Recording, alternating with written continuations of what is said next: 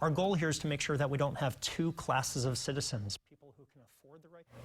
Tonight, a bold move to navigate the amended Amendment 4 here in Florida. Hillsboro's state attorney has come up with a way to answer the will of the voters when it comes to restoring voting rights and legislative challenges.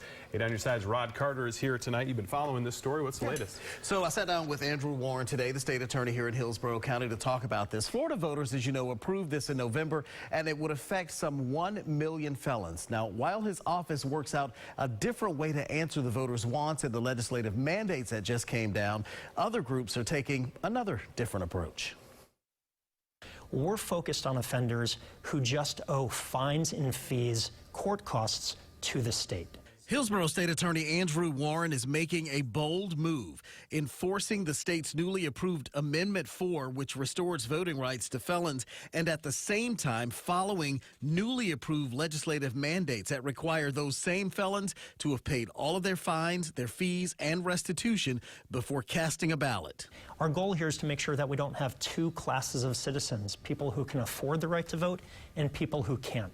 So for people who are in financial hardship, who may not be able to afford those fines and fees and will never pay them, we want to convert them to community service. Those convicted of murder or sex crimes would not be included in this community service option. So that the community receives a benefit, and then that person can have the right to vote restored as Amendment 4 promises. And as they work that angle, the Florida Rights Restoration Coalition works another, raising $700,000 so far to help people pay those financial obligations. All total, they're looking at roughly $3 million to help 500,000 people. While others might see obstacles, what FRRC sees is opportunities.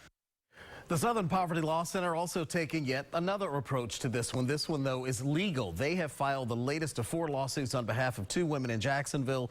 But even with the financial obligations, it is estimated more than 800,000 felons are eligible to vote now, and that's all thanks to Amendment 4. Rod Carter, 8 on your side.